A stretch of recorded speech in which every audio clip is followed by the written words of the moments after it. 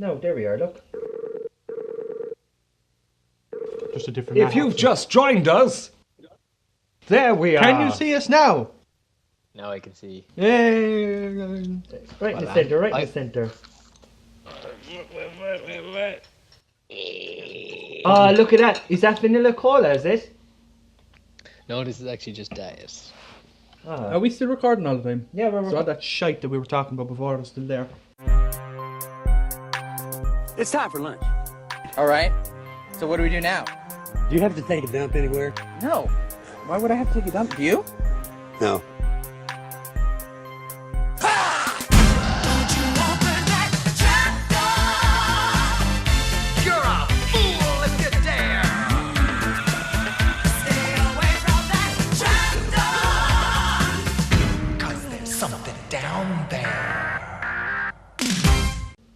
Fucking battles.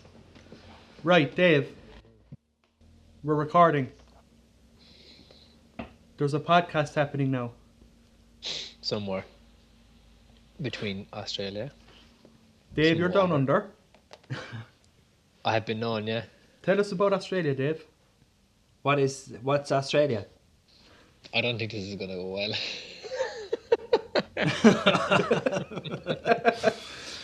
Right. Introduction. Okay, so what are we doing? Paul? What we're going to do is, I have no fucking clue. We have the plan. I printed it out. I don't know if we'll stick to it. I think we should say hello. Yeah, hello, an introduction of sorts. Hello, Dave. Hello, all. Hello, Paul. Hello, Phil. Let's introduce ourselves. Dave, you start. I'm Dave. I'm one leg of the tripod in Apate films. I write and I direct. Phil. I am a man. I am also a tripod leg of paid films. I do the editing, and I also do a little bit of writing and directing as well. You sound you're mumbling, Phil. I do the. I push the big magic red button. Paul. I make things. Mostly props. I'm the AD and the set. The prick with the stopwatch, as I'm belovedly called by these two fine gentlemen. And yeah, like I previously said, I make things. Basically like a shit MacGyver. MacGyver. I can't quite make a bomb, but I can make something that looks like a bomb. Yeah. With some bubble gum and... Sparklers. Yeah. An Irish MacGyver. A MacGyrish. Yeah. Some... just picture Richard Dean Anderson with a big head of curly hair. So will we go all the way back to why this was Latter started? day Richard Dean Anderson now. We're talking about the really fat Richard Dean Anderson. The one pushing the shopping trolley. Yeah, with his tongue hanging out going, I can't wait to get home and taste them burgers. They weren't burgers though. I don't know what They were like it was a full trolley. Yeah, he basically had a full slab of meat inside the trolley as he was pushing it. I wouldn't mind a few burgers. I almost thought he was going to get into the trolley. Wait, cheeseburger, right? Yes. Right, let's just fill you in on what we've done over this side, right? Okay, so we've hooked up the microphone and we've hooked up the H4 and the Skype machine type box with the videos, right? Okay, so very technical. Very technical shit. Don't want to go down into that valley. So, but what we have, the main instruments of what we have are Doritos Packet A and Doritos Packet B. Now, just for you, Dave, obviously no one else can see this because this is audio thing. We'll describe the bag. It's white. It's got the big letter A printed in bold black print. Okay. And it's, what's it called? It's spicy salsa. Spicy salsa. Okay, so this one is half full. Now, and I'll tell you why, right? Okay, so there's these two flavors competition type thing that's happening with Doritos at the moment. But the thing with that is we have spicy salsa and we have flavor B, which you can guess is an inverted package. This is extreme cheeseburger. That doesn't sound good. This is empty. Was it good? Amazing. I'll put you this way, Dave. When I tasted it, it was like, I want to go home and put some beef burgers on the barbecue. By the way, just so everyone knows, this podcast isn't sponsored by Doritos. Yeah, I was going to say, we're probably going to cut that out because it feels like we're doing an advert for Doritos. Anyway. Yeah. I ain't going to have the cutting power and I'm going to say it's staying in, Dave. So what? We're drinking, shooting the shit, and talking about films and talking about how we make films. That's essentially it. That was the plan. Yeah, for sure. Yeah. I don't know exactly how it's going to go, but it's going to be interesting because we've never done something like this. That's for sure. Well, I've done Blue Moon before, and that's quite nice. Now there's more advertisement. Yeah. And Blue Moon, if you're listening to this, we won't say no to Some free beer. bottles of Blue Moon. I say Blue Moon's going to listen to this. There's one person's going to listen to this. Yeah. Actually, no, there's 3 people that's going to... No, there's 2. I'm not going to listen be to our this. I don't mothers, care. and that'll be it. And they'll be very disappointed when they hear what this is. I'll probably listen to it. My mum doesn't really know what a podcast is. Something to do with peas. I don't know what a podcast is, Dave. Explain it to me in 4 sentences. It's like radio, but it's not. Right. That's 2. Well done. That's 2. I think we should kick things off. Dave and Phil, we just finished a short. Yes. What's that short called? Wisdom of Gnomes. Oh, it's about little people. Actually, it's the first documented piece on the mating rituals of gnomes and the aggressive mating call they make. Like a giraffe. Do you ever see giraffes doing that shit? They bend down one of their heads, so like it's my arms, and they bend down one of their heads, and they're like, boom, fuck you, boom, I'm gonna, that's what they do. You're using a lot of hand gestures on an audio podcast, Phil. Just basically slap your wrists together like... Like a giraffe would, just would didn't do care. when they're, yeah. So, little people, gnomes, doing a lot of fucking. I think we should be clear about it. Like there's nothing to do with, it has nothing to do with gnomes, or does it? No, Huh? it kind of doesn't though. I mean, that's the beauty of it. I think that like one of the lads was saying inside town is like, yeah, watch that trailer she put up, and I don't know, it looks absolutely stunning. And I was like, oh, cheers, there. It's just, yeah, And he goes, what the fuck is it about? I was like, well, what's in the trailer is exactly what the movie is, but Very cryptic. yeah, it is. It's almost like we're playing on the wisdom of gnomes, the gnomes card. That like when people go to watch it, they're gonna expect like a live action fucking gnome, like Paul dressed up in some sort of a gnome suit, running around hitting people with a giant beach ball or some shit. Like, oh, that's a pit. We get away with that as well, though. Well, we did pick the closest one that looked like Paul. It was a tough casting process to get Jerome. So, yeah.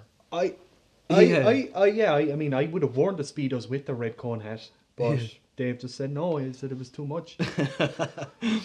I want to know, Dave, what... It's a searing image. Yes, you'll sleep tonight with that one. Where does the idea come from, originally? I think the idea was always just to after Paul had done Unicorn. You can talk to me, Dave. These are for people who don't know you, though, Paul. These are people that are familiar with your work, or as you're formerly known on the 80s VHS circuit, Paulo Chinero. Yeah, that was a brief time in my life that I wish to forget. So yeah, once you'd finished Unicorn, it was kind of what would we do next? And yeah, just I think from general ideas and talking about where we would go next, and you would kind of fiddle around with the idea of maybe doing a part 2 to Unicorn, and then we kind of said that might take a little bit longer than the time we'd afforded ourselves. And then I had talked to Phil about a revenge movie, and I spoke to you about it, and kind of went through a couple of drafts on, I suppose, really what I thought would be, a very small self-contained piece. I think we were all of that same mind that it would be small and we could look after it, and it would be, very not labor intensive. It would just be a day or two, I think was the pitch I originally gave you. And we'd knock it out in a day. We get it done in a day. We get it done in a day. And Paul was like, yeah, no, that's not a day. Yeah. That's not even 2 days. That's not happening. I remember, I think the turning point in this one was you were originally going to use your parents' garage. Garage. Yeah. Garage, as I think you that was say. Garage. Yeah. Garage, which was a very small space, and we sort of did some sound checks in there, and it didn't sound great. So I had suggested we use the old home base for Frost Hill, which has this big stables, and there was like a load of empty stalls that we could like build a set in. And You should put that into context now. You're making it sound a lot smaller than what it was, Paul. What happened was me and Phil went out to, as Paul said, my parents' home, and I modelled most of the third draft on the location of the main villain of the piece, Gwen. And me and Phil went out. Phil had the lights. We lit it. We went through it. It looked fine. It was going to be a little tight. And then Phil turned on the shotgun mic, and there was an oh fuck moment. Because when we set it up in the domestic setting, there was children screaming, cars passing, and I basically said, I don't think we can be done.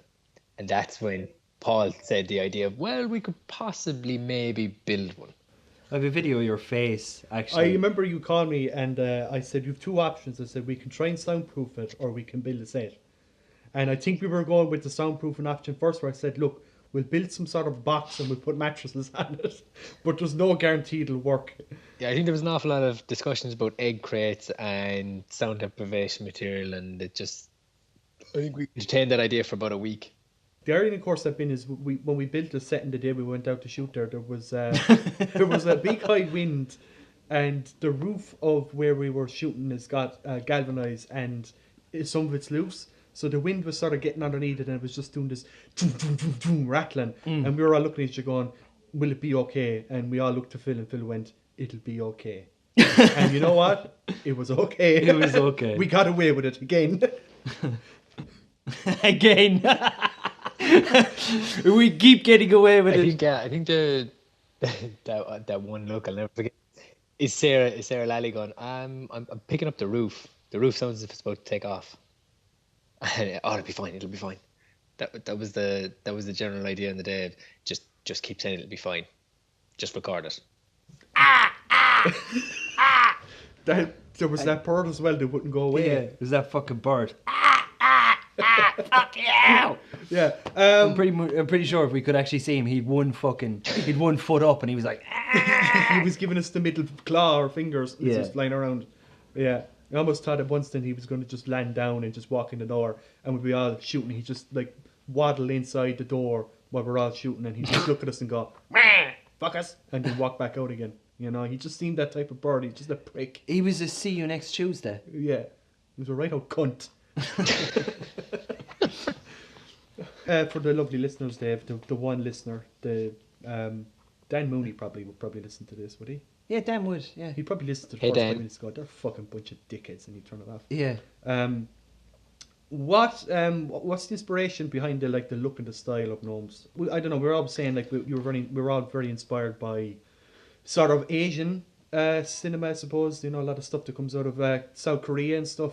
I think, yeah, well, what influences I think what influenced an awful lot on this one was what we were all watching at the time, which was South Korean revenge films. And filmmakers like Park Chan-wook, and films like Old Boy and I Saw the Devil. And we were all just saying that how fucking brilliantly told they are, because they're never just a straight up revenge film. They're revenge film with noir and other elements of the genre happening going left, right and centre. And so I think that's... And fantasy as well. Yeah, completely. Fantasy is a big one. Like, I mean, when you look at Old Boy, like there's certain elements of that, like, were very, very fantastical.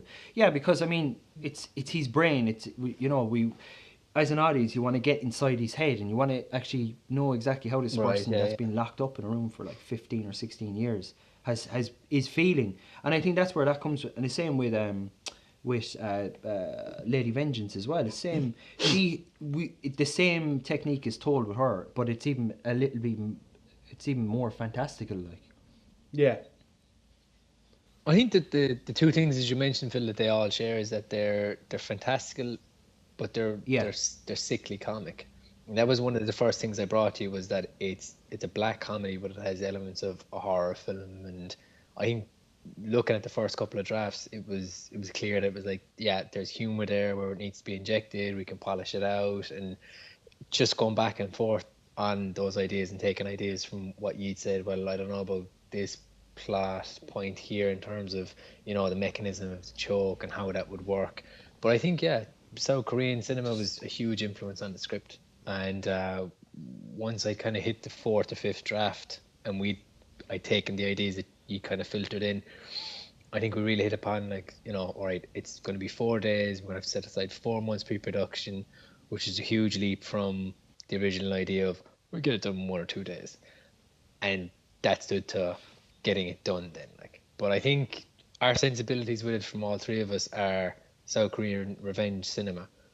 And I think Coen Brothers, because I remember Fargo had come out at the time, we were all kind of into that, and we'd all kind of spitball ideas of, fuck, that it's so well written, but it's really dark, but yet I'm laughing at the macabre side of it. So I think that was the general idea for it anyway. And Whether we get that across or not now remains to be seen. Because I know when we did View from Hotel Lobby, we were like saying, well, look, it's like a dark comedy. You know, the situation is absurd in itself. What's going on? I don't know how many people laughed at that section, but that's the idea of comedy. It's very subjective. Some people just are not going to get, or they're not going to find it as funny as others. You know, it's hard to do, like, isn't it, really, when you're doing comedy or any aspect of it, like you know, especially when you're trying to find the humor in the macabre, as we can say. macabre. Yeah. I think you're right, like, because I can present something to the two of you in terms of, like, whether it be View from Hotel Lobby or Wisdom and Gnomes, and we can all have a laugh about it. But that's our sensibilities and what we find funny. And equally, looking at, you know, Or those dark, twisted sense of humor. It's that dark sense of humor that, you know, we get off on and we find funny. But as you say, that type of black gallows humor is, I certainly do. It's not for everyone, you know. And it's kind of, I know in screenings when we watched View from Hotel Lobby with audiences, there's kind of that gasp moment when the bags come up. And for anyone that hasn't seen it, it's body dismemberment, but told funny because it's funny. But there was Plastic a whole bags, and the whole thing, you're like, you know, put them in plastic bags or put them in fucking suitcases, you know. That was another thing that snowballed. sick individual, what can I say? But there is always that kind of a pause moment where you've no idea what way the audience will take it. It's where you take it to that point of it's just about to step over the line, and then you hit the comedic sweet spot. That's what you're always trying to do with that kind of humor. But I think that spoke to us, and that's what we wanted to do with it. Which we do in Gnomes as well, because just as it's about to hit the dark spot, Francis Healy and Laura O'Shea get up off the chair and they do a bit of a dance. And they do a break dance. Are we allowed to do spoilers on this? I'm going to say we're going to do spoilers. We're going to spoil the shit out of it. It's going to be like last week's roast. That's how spoiled it's going to be. Da da da. Da da da. Da da da. Don't love you, you don't love me. Rolling around in the kitchen. A lot of rolling around and a lot of critiquing going. A lot of rolling around and a lot of critiquing of said rolling. I don't know if that tumble's going to work there now. That's not going to flow on that's not going to look like that now on a steady cam. I'm just saying now. Yeah. Put more butter on him. One of the stand-up moments for me on when we were shooting it was the bit where Laura is in the hallway and Philip was sitting down this small little box hallway. It's the two doors between the back of your parents' house, Dave. So it's just a small little one, like 4 foot space maybe. If even, yeah. And Philip was sitting down in the corner. It was like this upward shot angle of Laura. She opens the door and he's like, I can't get the lighting right. It just doesn't look right. And I was looking at him going, but like, what are we going to do? I don't know. I was like, well, I put some lights in the ceiling. That's not going to work. Well, would we try and light it a different way? I don't know if that's going to work. And it was just this instance where, like, Phil, you better just fucking get it done or I'm going to hit you. Yeah. He's sitting crouched in the corner like a baby with the camera between his knees. I think I spoke to you at one stage. I was talking to Laura and I came out of the door and I was like, so are we right? And I remember just turning around and Paul had taken the light off of the stand and going, can we do this? Can we do that? Can we go left?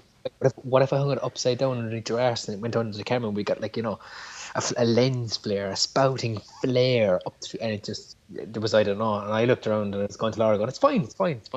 Can we get the fucking shot? Can we get the shot? Exactly. And the funniest thing, and the thing that like, which would come straight into our heads now is, right, okay, if we can't light that spot, then we light the spot fucking behind her. Duh! Do you know? Like, so that was it. Was it that when you have the Alien 3 conversation? Just take out the fucking wall. Just take out the fucking wall. So that was it. We just emulated like sunlight coming through the door on the left hand side, and like it looks. I mean, there's nothing wrong with it. Like, but yeah, I'm. Do you know what it is as well though? But this, and I've no problem in saying it, and you know it like to a T. I'm a perfectionist. I can't.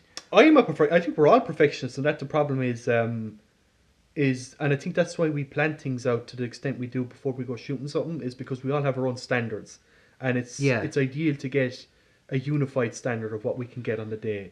We all have our own different perspectives of how something should look, or how something should work, or how a script should read, and we all take our own opinions, everyone else's opinions, on board, and we have to sort of filter it out.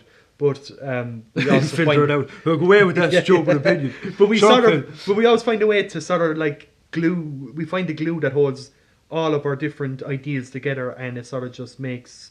I don't know what the fuck I'm talking about. Go on, Dave. What are you going to say? There's a cohesion.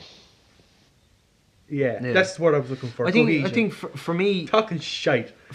For me, obviously, like, you know, when you're thinking about it, and you do all the pre-production, and you go through everything with a fine-tooth comb, and you hit that set, and you set everything up. For me, it's a case of, if I fuck up, I'm not only fucking up what I'm doing, I'm fucking up Dave's vision. I'm fucking up I'm fucking up the look of the place that Paul has put like all this time into. I'm fucking up the performance between. And it comes out more in the edit room than anything else. But I suppose it's, no matter what I'm doing, I always have that mentality of like, I have a standard. But the only reason I have a standard is I'm like, if I fuck up here, it's just, I'm gonna just make all of their really good work like look like fucking shit, and it horrifies me. It actually horrifies me. So yeah, when we're on set and I'm like going, oh, I don't know, it's not going to look right. That's what's going through my head. Not how to fix the problem.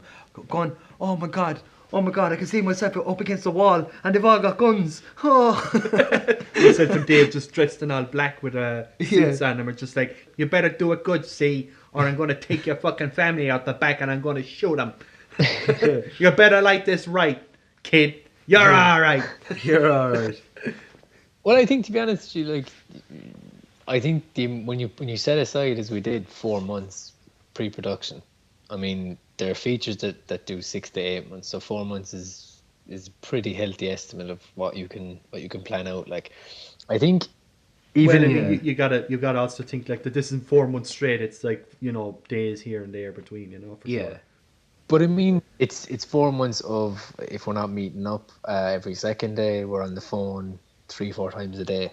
You know I certainly was when I was calling you, because I was calling each one of you in the morning, I was calling you in the afternoon when I finished work, and it was, if it wasn't costumes, it was the look of it. If I wasn't discussing lenses with Phil, we were discussing, you know, points of reference, whether it be Seven, Utopia, colour palettes.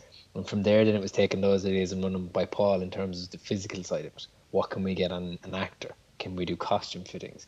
Then, am I happy with the costumes? Am I happy with the colours? Then confirm with Phil in terms of lighting. What are we going to get out of the lighting of it? Can we now that we're going to build a set, you know, I'm going to go out with Paul and we're going to work away on that for fucking 3 weeks, and we're going to fabricate an entire space, and I'm going to build a shoebox model, and then I'm going to dictate to Paul, I don't know about this, and that's going to go over there, and then Paul's going to go, oh, but look, there's all these objects we can get. We're going to bring found objects in, and an awful lot of that feeds into the creative aspect of it. But not only that, I think setting aside 4 months for it, there wasn't a whole lot left to measure. You know, even with those that you said, there's still always a backup plan. There's still always a safety net. But yeah, I think if it's not hard, short films or independent film, you're not doing it right. You know. No, I think, and that's it. I mean, challenging yourself as a storyteller, you obviously you want to be precious about like every aspect of it, and make sure every aspect of it is exactly the story that you're trying to tell. Like, you know, down to a T. Paul's taking a leak. Dave. He's taking a leak. Put the plug in the jug, Paul. No, but like, yeah, and that's it. And I suppose if anyone was to look at, like, you know, the way we do shorts is, I suppose, we take our time in every aspect of it. We take our time in pre-production. I mean, did we start in what? Was it Christmas 2014? Is that when we made the decision of we're going to do a short, like? Our Christmas nights consist of everyone brings a DVD and a bottle of their favourite liquor, and then we all bring a 6-pack of our favourite beer. Which in turn is actually what we're doing right now as well. We're just replicating it. Exactly, yeah. Yeah, I pitched the idea to you. You said yes, and then it started in December. But from there onwards, then it's me writing scripts. I'll confer with Al. We'll go through it. I'll get a couple of dry reads. I think when you get to the point of, well, for me anyway, I always giving myself 4 or 5 drafts to take ideas from yourselves, see where the false notes are, where the humour can be injected. It's invaluable, because that's part of the process. But then I think the perfectionist side, as you said earlier, with all 3 of us on it, is taking those ideas from everyone and taking our own attributes in terms of, well, where do we see this going? And you said it from the start. Look, we're both on this buzz of Seven meets Utopia. We can do that with colour. And at the start, it was a little bit of a stretch, because I remember me and Paul were looking at costuming. It was the first time we delved into costumes. We're going to buy specific coloured costumes to fit the characters.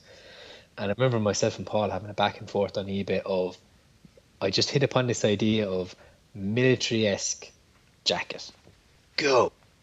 And myself and Paul went through, I think one of them we even considered a Sergeant Pepper jacket. It was like 12 buttons either side of it. Oh, the and we actually buttons considered in the- paying yeah, for it, yeah. and it was like, no, that actually won't work. It'll be way too flamboyant. And I think we actually got a cardigan for Francis because we couldn't get a dress. Lady shopping for men doesn't work. Yeah, yeah. Oh wait, I had the same thing I had on View from Hotel Lobby when we went in to buy the prostitute's lingerie, and it was the same thing again. Going in trying to pick out these color specific pieces. Yeah, I just remember when you went up to the desk to your one in Penny's, and you're after paying for them, and she's putting them in the bag. You go, if they don't fit, can I bring them back? The humor was not appreciated. I don't think so. No, I didn't know whether she was thinking like, is he buying them for himself? You almost like should have made her believe that you were buying them for yourself. It's like, if they don't fit me, can I bring them back? Where do you think they went? They didn't go in the bin, I can tell you that much. You're wearing them right now, aren't you? I'm thinking about it. Yeah, you're thinking about it. He's got them on right now, I tell you. Yeah, he's scratching the hole off himself. He's pointing down now. Geez, we sound like a bunch of narcissistic arseholes when we're talking about ourselves, don't we? Yeah. Dave, you're the chef, right? On the side, first and foremost, filmmaker. You don't have a ponytail, but you should.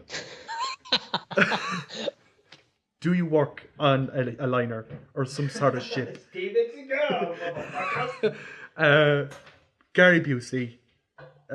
Woman comes out of cake with her boobs out. I'm basically summing up the plot here for Under Siege. You're not like that, Dave, in the kitchen, no? You know, you don't have Gary Busey coming down into your kitchen and he's down your neck and you just turn around. He's like, you're a goddamn stupid filmmaker, all right? And you're like, I'm just a cook. Wow, that smells like a lard omelette. Hey. Little flavour. Just the cook. Philip came up with this idea for Gary Busey, which I thought was amazing. We were up in Galway. We were up in Galway. What? No. We were up in Galway. We went to a writing. Okay. Say, hey, Gary. Hey, We we came you up- walk in the room. Okay? It's the first time we meet. Continue, Paul. We were up in Galway and we came into this. Okay. No, sorry, no. You weren't just in Galway. You were at like a film festival in Galway. Galway Film Black. Go. And we went to some writing class. But while we were up there, we had a good old chat. And Philip started going on about this idea he had for Gary Busey, which is Gary Busey's Banana Boat Bonanza. All right? Gary Busey's been up and in. Which I Banana boat bonanza. fleshed out. I fleshed it out for him. Gary Busey on a canoe. All right, a big canoe. Well, not canoe, but like a long boat. He's got like a couple of axles of a truck stuck to the bottom of this canoe. It's like a fucking trailer. It's like a canoe on it's top like of a trailer. with an engine. With an engine. No, I thought there was a 4x4 there attached to it as well. I think it was 2 4x4s, yeah, or something like that. But I'm thinking feasibly here now, and we probably shouldn't. Get out of the boat! If you can just imagine Gary Busey with his big mad head on this canoe, on a trailer with an engine, and he's doing tour buses in Australia. You could be there, Dave. I met him yesterday. So he's on the beach, all right, and he's driving around, and you get on, and he's like, "Welcome to Gary Busey's Banana Boat Bonanza. Don't you fucking want more?" And all right. Utah, give me 2. so, everyone gets on, and he drives around the beach, and it's like this leisurely thing, and he starts to speed up really, really fast. To the right, we got ocean. To the left, we got more beach. Here we go. We're going down, and we're speeding up. And there's this sort of half-buried, like the back of a Tikadela lorry container, just like stuck like halfway in the sand, and he's gunning it towards it, and everyone in the back is like screaming. There's kids fucking there's a crying. kid crying. Someone pukes out the side. Some guy jumps out, breaks his fucking neck, he hits the ground, he's dead. And Gary Busey's racing towards us like laughing like a maniac, and he smashes straight into the side of this, and he's only duct taped the canoe onto the trailer. So what happens is when he smashes into it, the canoe just sort of soars out over the trailer, lands in the ocean. Gary Busey takes out an old sailor's captain's hat, sticks it on his head, pulls out 2 canoes, and like, "Here we go," and he just starts paddling down the river. Isn't that the opening scene from Living Daylights? Because doesn't he like end up on like a truck, and then he falls off the truck, and then he goes on a boat? Except this is the Living Busey. I like that already. Speaking of Living Daylights, why don't we talk about our favorite worst movies? Now there's a segue, right? Yeah, favorite worst movies. I don't want to go to The Room because it's too easy. The Room? Tommy Wiseau's The Room. Yeah, it's too easy.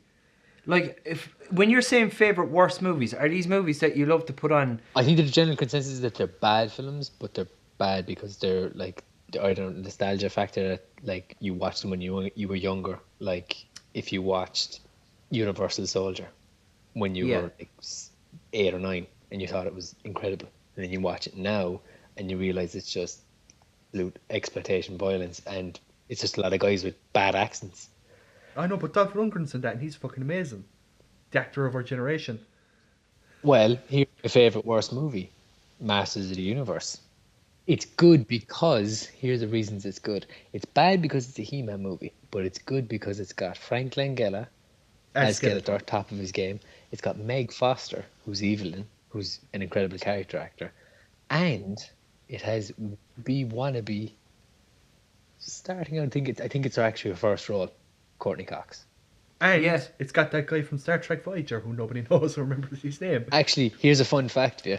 The Queen of Greyskull in Masters of the Universe is actually Courtney Cox's mother in Friends. You know, the one who's like the crystal chamber and she gets like older and older. Yeah. Oh, yeah. That's actually Monica's mom. Oh, okay. There's one for you. Skeletor's monologue at the end of that movie is fucking amazing. I wish I could remember verbatim, but I can't. But it's probably like the most in, like you're saying, in these sort of cheesy movies. Like that was like Frank Langella. Like, you know, he was like, I'm going to give something extra to this. You know, like, he made that movie like. But it just goes to show that like the cheesiest movies aren't as good as the villains because the villains get all the best lines. And you know what's an underrated film? And I think unfairly underrated is Cutthroat Island. As we're speaking about Frank Langella. Yeah. As I think one of the coolest pirates that was ever put on screen. Dog. Spelled D-A-W-G, I think is how it's spelled. Really? Yeah. Oh, Jesus. Yeah. And you know the only reason he was called that is because they could do that dialogue bit at the end when Gina Davis kills him and goes, bad dog. But I looked at it, I can't help but look at it and go, this was Pirates of the Caribbean in the 90s, and Pirates of the Caribbean gets a pass. Because Johnny Depp was more charismatic, and he sort of... Oh, look at me, I'm over here eating a bowl of jam. Yeah. Yes. Yeah. Who cares? Well, I mean, the jam obviously cared. Yeah. He had it. The jam. Because that was one of the biggest criticisms, obviously, was Gina Davis and Matthew Modine didn't sort of carry that film. It was a production nightmare, though. Production as well. nightmare as well. I think she was dating the director as well at the time. She was married to Rennie Harlan at the time. She was married to him, yeah. But I think it's a fun ramp. And I suppose that would be my pick for bad movies.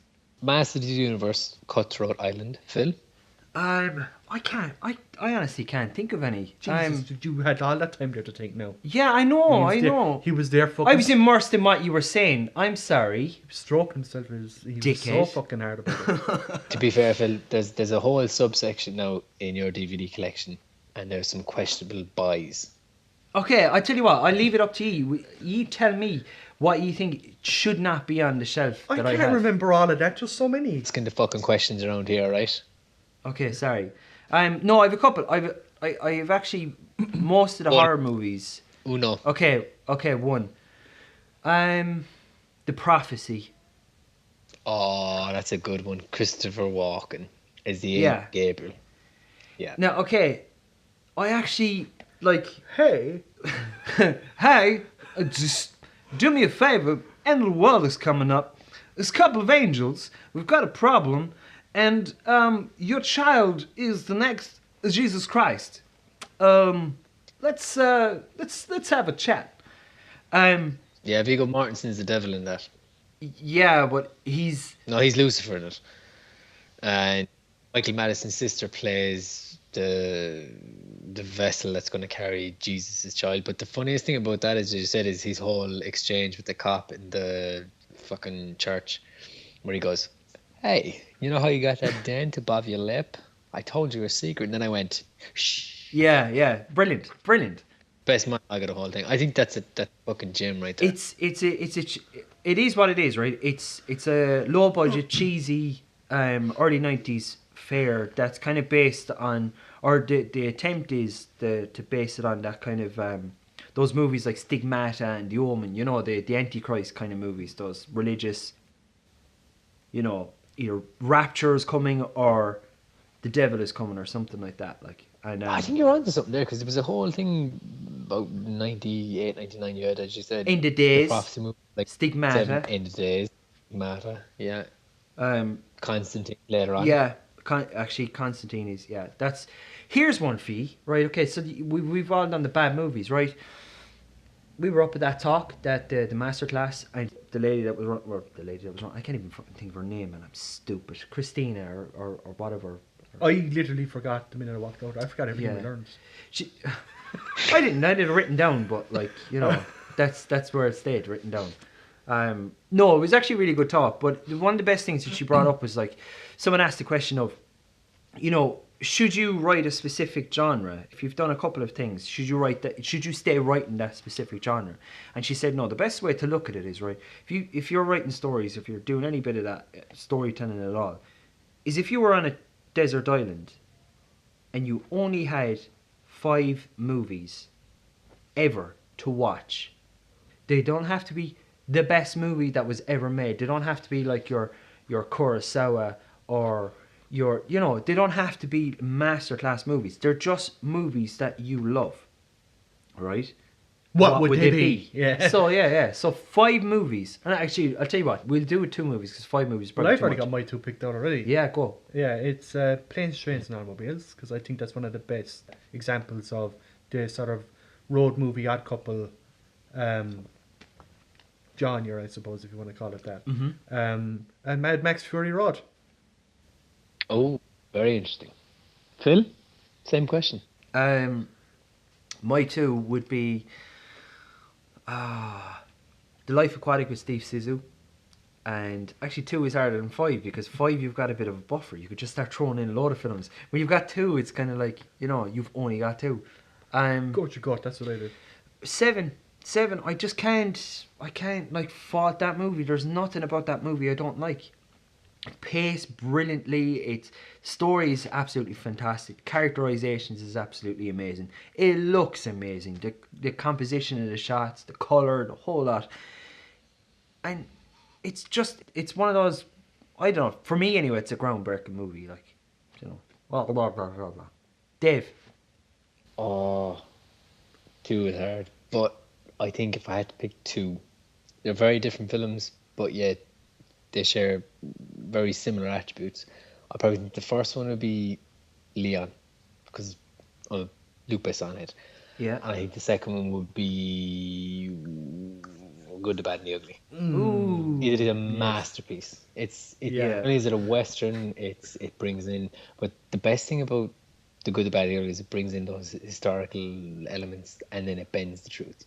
You know. The fucking editing, alone, And that movie is glorious. Sergio Leone at his best, you know. Well, I think if you look at it, it was filmed between, Italy and Spain, and it actually looks like it was filmed in America. Yeah. And not only that, the framing of it, and it was considered to be, substandard, that type of filmmaking at the time. It was like they were cheap. Well, that's where the spaghetti western came from. It was this cheap. Because they were Italian, cheap fodder, like. But I mean, if you look at that film, it's a sprawling, it's nearly 3-hour epic, like. So, Good, the Bad, the Ugly, and Leon. That's like, the house is burning down, and they were the two that I'd have to grab. Oh no, if the house is burning down, it's a different fucking category. Burning down was on my way to the desert island. Then those are the two I'd fucking grab, Phil, alright? Da da da. Da da da. Da da da. Don't love you, you don't love me. Dave's gone. Dave's gone. So do your thingy of welcome. You are listening to the podcast of the Apate Films, talking about gnomes, talking about films, and having a drink and having a laugh. And one of them isn't wearing a pants. You find out which one later on in the episode. Welcome back to episode.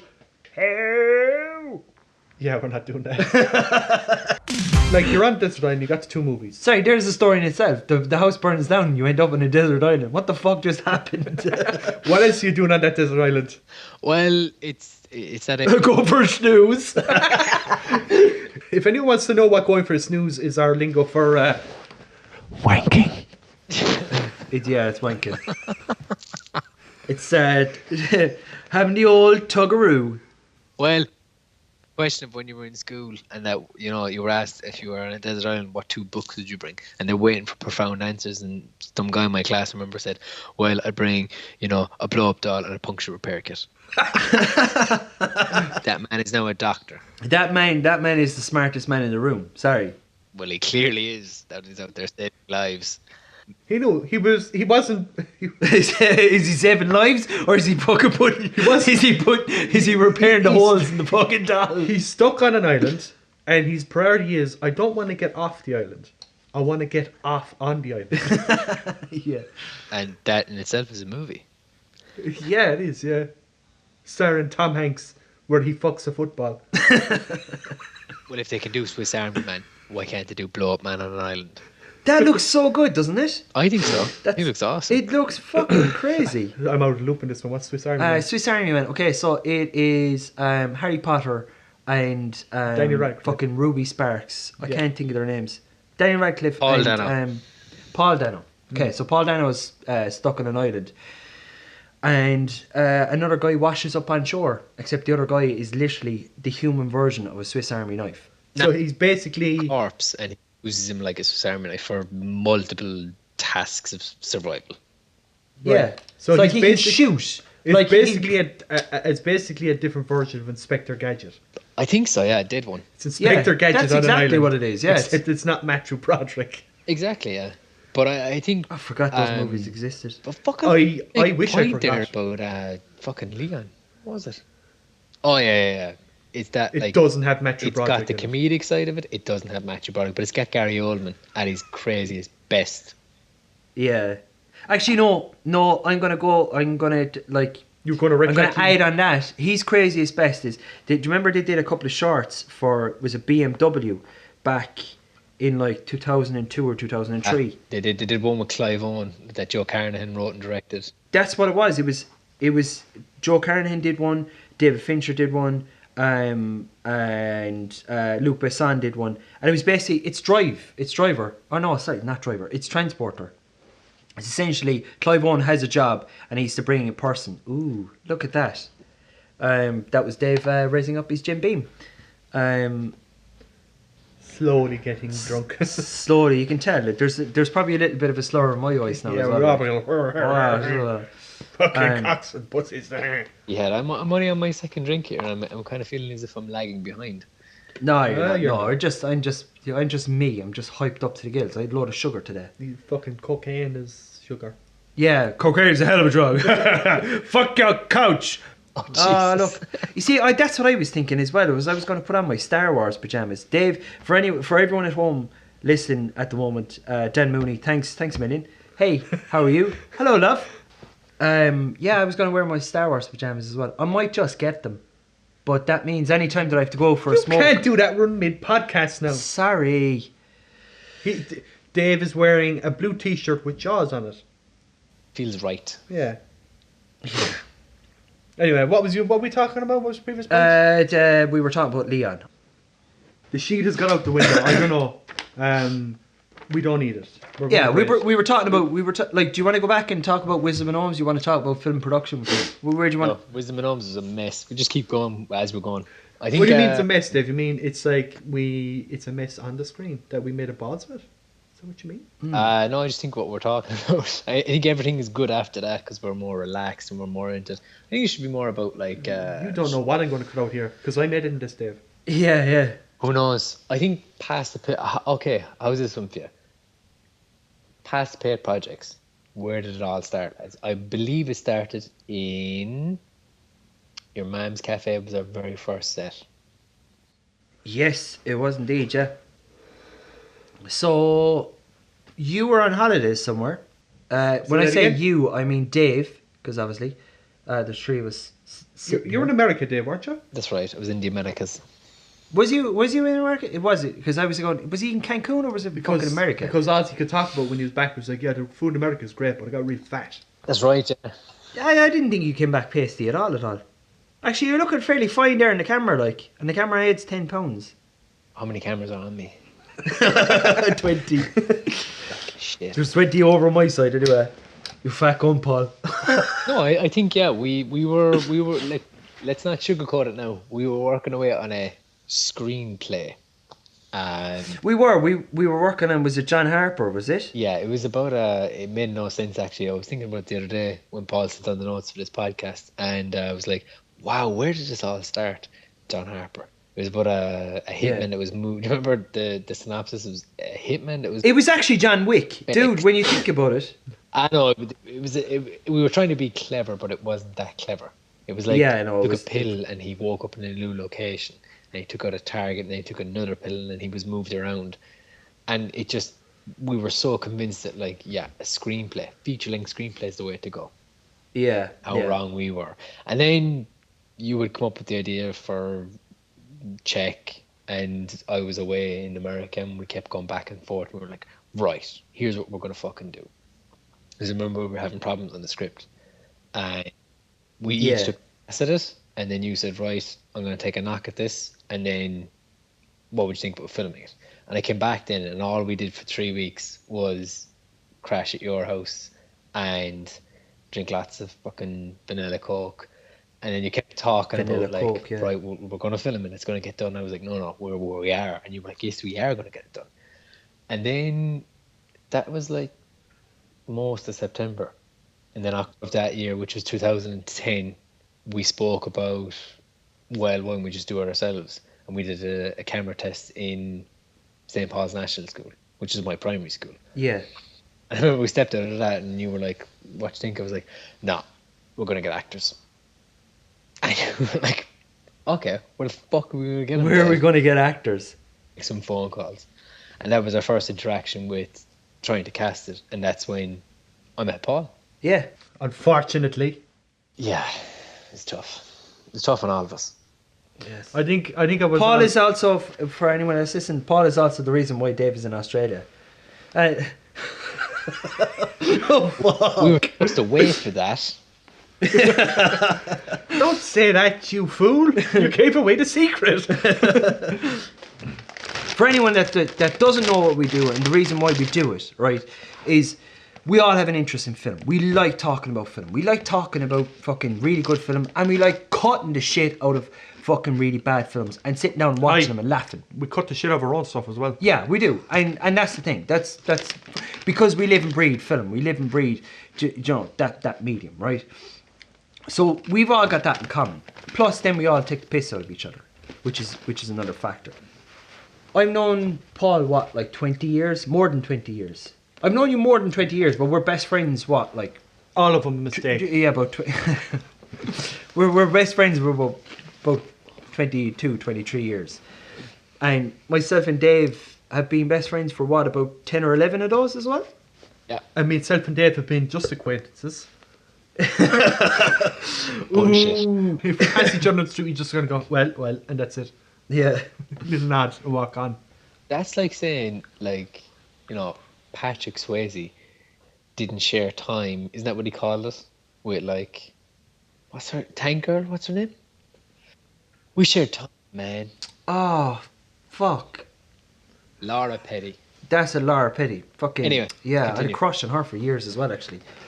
You had a right crush on her, so you did. Yeah, but not Laura Petty from The Tanker. Laura Petty from fucking Point Break. Why, you didn't want to be the freaky kangaroo to get it on? Yeah. I had a crush on that kangaroo, I'll tell you that.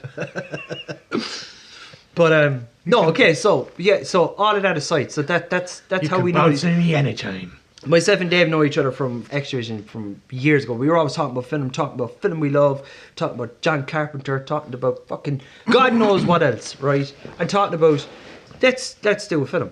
Yeah, and I think it was a massive realization once we realized that John Harper wasn't going to work and that we had to actually go look for actors and we actually had to present ourselves to human beings, the rest of the world, companies that we were viable, and none of them said yes. And then we actually got. Fuck it, I remember that. Yeah, I remember doing auditions with people and being like, I feel as if we won't name names, but we were afforded an opportunity by a company. And we had 2 meetings with this company, both myself and Phil. And we conferred with Paul on it. And back to that drive, the 3 of us in the car, we explained the premise of the check. We all agreed we're going to make it together. And we met with this company. And we met actually like professional actors. We had 2 audition reels. And I think after the 3rd time we were supposed to go back, this company decided, you're not affiliated with anyone, you can go away now. But we'd already found Max Griffin by that point, and Max was like, just like, for I think first time filmmakers, especially 3 of them, it was incredible. Oh, blown away by him, sure, like, and just dedication then and everything that came with that then as well. He was totally on board, like. And on top of that then as well, I think the whole idea of it was so ambitious, and we were just idealists at the time. And I remember we roped Alison into jumping off the pier. Remember that film? That's actually one of the first things we shot.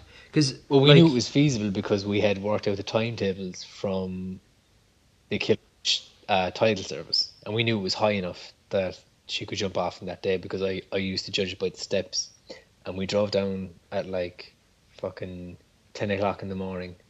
We got down there for, I think, about 12. We worked it out.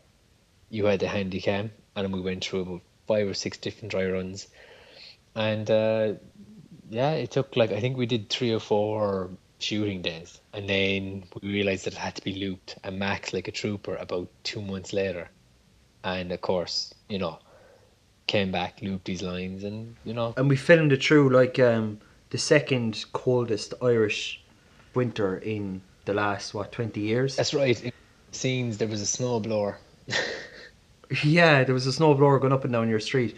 Actually, here's one. I'm probably going to go off topic again, but I don't know. I'm like Apate films, right? What does it mean? What does it mean? Fucking nothing. I think the pronunciation means nothing. I think the actual meaning itself has weight, but yeah, I think the limerick in us brought out the Greek pronunciation. I think is Apate. Apate, yeah. We're not that. We're not that. Yeah, but so that's one question that we get an awful lot as well. Is like, is it a pat? Is it a no? It's just a pate. And to be honest, we're pronouncing it wrong. We, don't care. But yeah, what was I saying? Sorry, yeah. I don't fucking know. It was the deity that was let out of Pandora's box. I think that was the thing that was appealing. It was either that or Think Tank. Yeah, Think Tank was the other one. Yeah, which I'm so glad we didn't go for. We've nothing to think about. Yeah, so it was essentially like we wanted to know that we wanted to mislead the audience, with Czech, and I remember, like, was it July that year? July, way before we started filming. It took 9 months. Yeah. Oh, fucking did it! And some. It was an incredible learning curve, though. Yeah. Oh no. First. I'm back. Skeletor. Go on. But I think it was in July that year that we were like, right, okay, we're making something, and it's not John Harper. We need to do something, and we were spitballing ideas. Coming out the car myself and Paul had just gone to see Inception, and I said, that's it. That's exactly it. Is to mislead the audience into thinking that these two characters are, when it sets off first, that this is reality, and he's, thinking back on better days, and you figure out what the past means to what these two characters are doing. Mm-hmm. Because obviously it's not rocket science that you pick up straight away that one of them is dressed in a suit and they're sitting down opposite another guy just playing fucking a random game of chess, like. But that's where it spurred on from the likes of going to Inception and going, there's films there that just are, they're exactly the type of films that we all love, and the type of films or the type of stories that we love to tell as well. I think it more came from, as you say, looking at films that we all enjoy, but it's more, I think, after Check was done, and we met people like Maeve McGrath and Francis Healy out of it, and they'd kind of said to us, Jesus, what you're doing is really great. You should keep doing it. And because of the people they knew, and playing at festivals, it was our first kind of run. But it was more of a case of like, no, what you're doing is really good, and that validation is like, well, we could make another one, the exact way, just by ourselves. But I think what we hit upon was like, why don't we make movies that we would like to watch instead of, just, these movies are playing well now, we should make these. I remember we sat down for a long time after Check, and I remember I hit upon the idea of going, what if we did a much smaller aspect in a bathroom? We just call it Trip. Yeah. And we started spitballing back and forth. And we both agreed, and the three of us agreed that, look, this kind of dynamic of the two of us doing this thing of writing and directing, let's call it a day at this one, and let's figure out what we can do after that. Figure out our roles, exactly, yeah.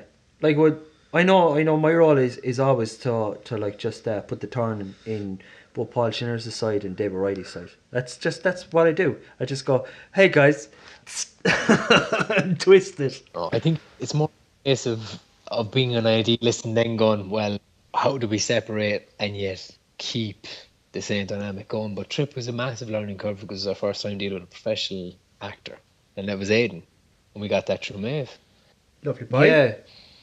What? Being all sad about Smoothie on some ad television. I can't remember what it was. Oh yeah. It was at Aldi or Lidl. I can't remember. I was like, there's Aidan, and he was getting all grumpy because his missus gave him a load of fucking broccoli or cabbage fucking smoothie. I wouldn't blame him. Like, I kick her out after that. Do you think he had to drink that on the day? Do you think that was actually really? I reckon the director was. Hold on there, and I get the phone and I just ring him up. I just imagine the director standing outside. It's like, now drink it, Aidan. We'll be using this now. And he's like, really, broccoli and cabbage? Oh, come on! And he's like, no, you have to drink it. And then, of course, it's been cut out at the end. Yeah, and the director's having a right out fucking laugh. Yeah.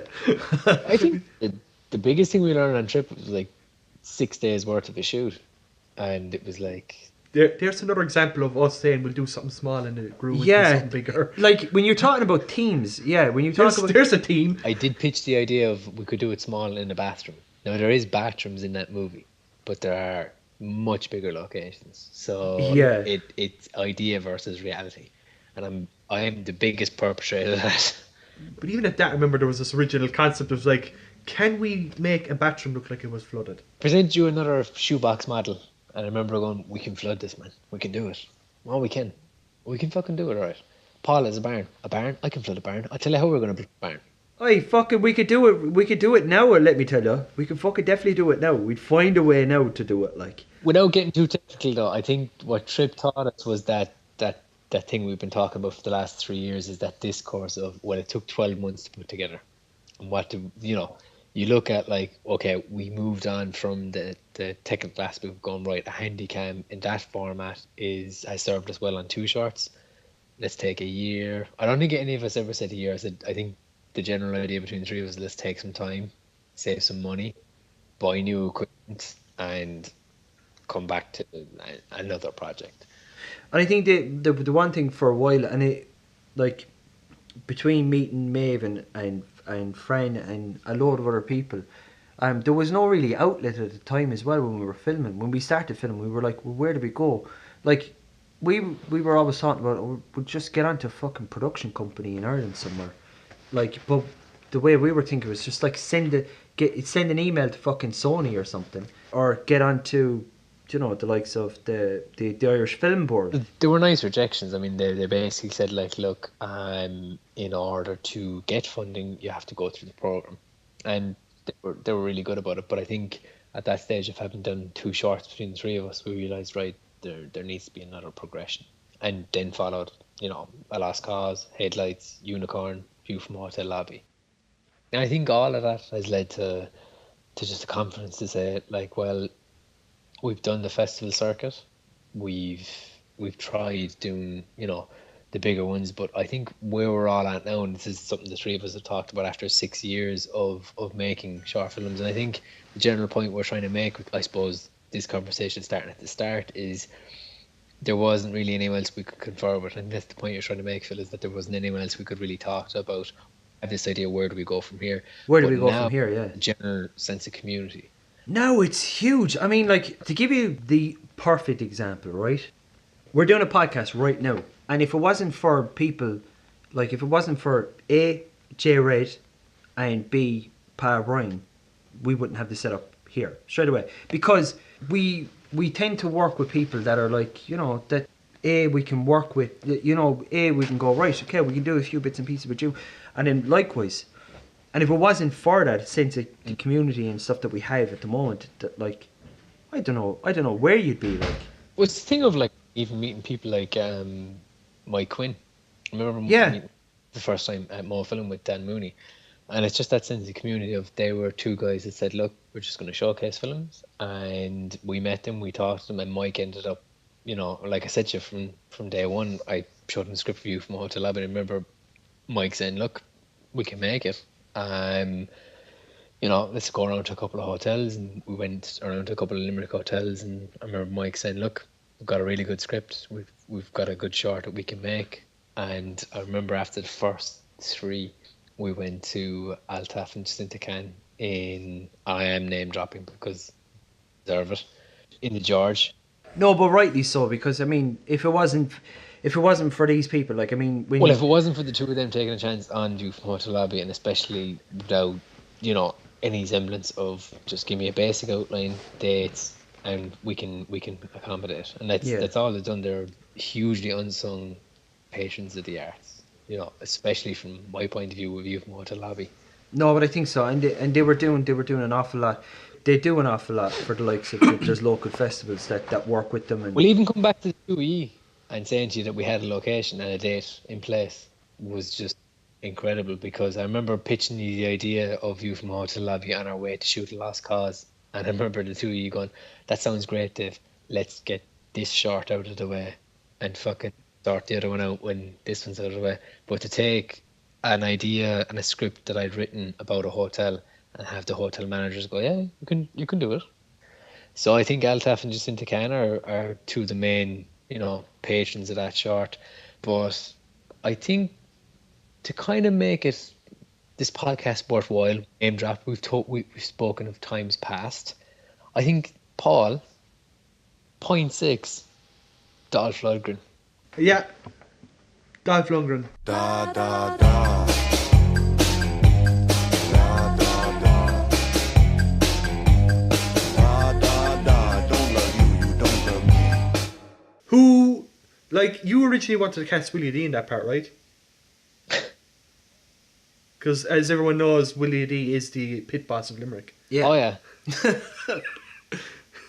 He's the Tasher of Limerick anyway, that's for sure.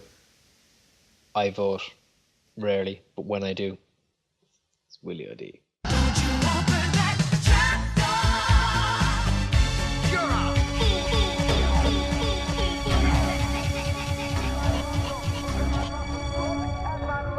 Look at my muscles, look at my muscles, look at my muscles, look at my muscles, look at my muscles, look at my muscles, look at my muscles, look at my muscles, look at my muscles, look at my Favorite Dolph Lundgren movie? I would say it would have to be. I want to say Rocky 4 because he is the star of that movie. He's so ripped. We've already mentioned Master of the Universe. That's also Wasn't great. he in a remake in the 80s of The Punisher? He was actually, yes. I'm gonna go with, I've already mentioned Masters Universe. There was, I'm kind of cheating here now. I'm looking up IMDb because I want to get the name right. There was one movie, I'm gonna go on 94. I think it was called Joshua Tree, but the actual movie that I'm talking about that's really good, where he plays a Russian again. Yeah. Go back to Connection. Red Scorpion. Red Scorpion, I remember that one. That's the, it's like Rambo. Yeah, it's Afghanistan. Russian. Yeah, it's Afghan. It's like Rambo 2 or something. Turncoat. Yeah. I remember that. Yes, it's a great one as well. I want to see Dolph Lundgren back in the cinemas again, because I think we need it. Like Johnny Mnemonic, Dolph Lundgren. Yes, that would be amazing. I am the Word of God. I need beat Kishi in that. I need your services. We hold services nightly. Dolph Lundgren and The Rock in a movie together. I don't think they can be in the same physical space. Black matter. The world could end, but if it didn't, I think that whatever fading star power Dolph Lundgren has would be propped up by The Rock, because I do believe that The Rock is Hollywood's golden child. Anything you plug The Rock into, I'll watch it. I don't care. I watched that fucking Tooth Fairy one, and it was amazing. He was going around in a tutu in it. It's brilliant. Quality, yeah. So Dolph Lundgren, The Rock. Give me a pitch, Dave. Go. Dolph Lundgren, The Rock. What are they doing? Okay. I think one of them's a dentist. One of them. The Rock is the dentist. Dolph Lundgren is Okay, Dolph Lundgren is a CIA agent. he is a CIA agent, but he's guised as a ballerina instructor. Ooh, I've got one. Where does Rob Schneider fit into this movie? Rob Schneider fits in nowhere, because Adam Sandler's not near this one. So The Rock and Dolph Lundgren In a movie. in a movie. One of them's a dentist. One's the ballerina instructor. But it's covert CIA agent. Ballerina instructor, and he's teaching The Rock's daughter, played by we'll say Minnie Driver. What? Yeah. The Rock's daughter? Yeah, Minnie Driver's like fucking older than The Rock. I know, but she's just getting her knees. Yeah, because she's got that young hate. Yeah, that'll do. She's a good looking woman though. I give her that, Minnie Driver. I used to always think she was Irish for some strange reason. Go ahead. Yeah, I was retarded. I'm sorry. You said it. Yeah, I've no said problem it. saying it. You're the fool here. All right. That went nowhere. We killed it. Sorry about that. That idea went nowhere. We were counting on Phil to take it to the next best day, but he sort of failed. I didn't miserably. fail. I didn't know that's what you were doing. Okay, right. Where does the movie go from there? Well, there's obviously his fucking cousin is a nuclear arms dealer that cousin? lives in fucking Siberia. Dolph Lundgren's cousin, the fucking CIA agent named Tom Hansen. This is how we write all our scripts for our shorts. Yeah. And then when we're finished, we go, right, Wisman Holmes, we have Edward James Olmos playing Gwyn, and we had Rutger Hauer playing Hannah. and we had The Rock, I suppose, Yeah. was playing Matt, and we went, who can we actually get? Yeah. Which brings us backtrack to point 5, which Well, is... you keep saying points, Dave. In case anyone doesn't know, I did up this stupid fucking list to say, in case we get off topic, What have we actually covered here? I think nothing, but we've had a great time. Yeah. What were we talking about? Film in Limerick. That went a bit big. Film in Limerick since we started. It seemed like nobody was doing it until when we started, and all of a sudden was like, oh, everyone's fucking doing it. I don't know. I mean, when we started off, like what 2010, you got to remember like that. You had a fucking huge explosion of the internet and short filmmaking. Then straight afterwards, it's like it's so fucking easy to go out and shoot a story and put it together now, right? You don't have to go and film on a fucking Kodak fucking 35mm 20-minute film reel. You can use a phone. You can fucking go out and spend 200 quid on a HD high definition camera and shoot something and put it together on your computer with pirate software. Pirate software. Shiver me MP3s. But I think if you actually take what you're talking about, though, is that idealist attitude, that can-do attitude of, well, will you take an old family camera, you film a story, as you said, and that's exactly what we did. But from there on, you look at that about 9-12 months later, and you go, right, how do we refine? I think we were saying at the time, well, when we in 2010, when we were trying to make short films, that establishing yourself was quite hard, or just getting contacts for actually making a film to avenues for actors, production crew, just wasn't there.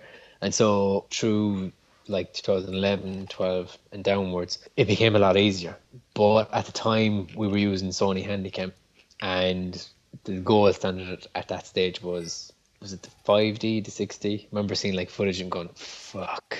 Yeah, it was for us. It was like DSLRs. It was like, oh Christ, jeez, I love the look of that DSLR. It's like when you say that now, it's just like people saying I love the look of a red camera, and a red camera is still pretty much achievable. Like, but back then, if you're talking about fucking red, you're talking out your arse. You're talking madness. You're talking, well, how the fuck am I going to shoot in a fucking red? How am I going to get my hands Now, on one? yeah, exactly. I think though, when we're looking at short films, though, I mean, we look an awful lot at composure shots through film, and so an awful lot of our framing is either through 35mm, trying to replicate that, which we've actually kind of done on the last couple of projects. We've gotten very good at looking at film and how do we replicate that same image on digital. Yeah. And I think that's one of the things that digital affords independent filmmakers is versatility. And we've tried different lenses, and even on Wisdom and Gnomes, the main, I suppose, reference for that was the color palette and the look of Utopia, and looking at that going, well, how do we apply that? And early on, the two of you hit on that on color and scheme, and it was like, well, if we use a 20mm lens on the good old Panasonic, then we can get as close to that as you want. We still haven't got a name for the podcast. That's it. That's actually what I was going to ask you. Yeah. What's the name? Because I was thinking we just call it either Gnomescast or the Gnomes Boys.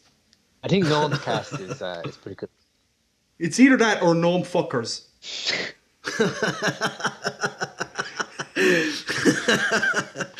Yeah, you're on your own on that one. Okay, I'll put it to two of you before it comes to me, because dickhead with two thumbs here put this ensemble together for Gnomes. But what were your most challenging scenes or days on filming Gnomes?